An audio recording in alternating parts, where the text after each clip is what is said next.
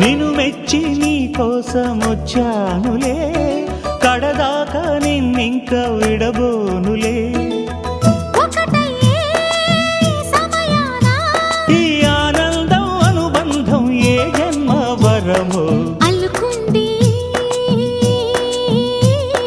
వల్లెవాటు చేరమంది చెట్టు చాటు.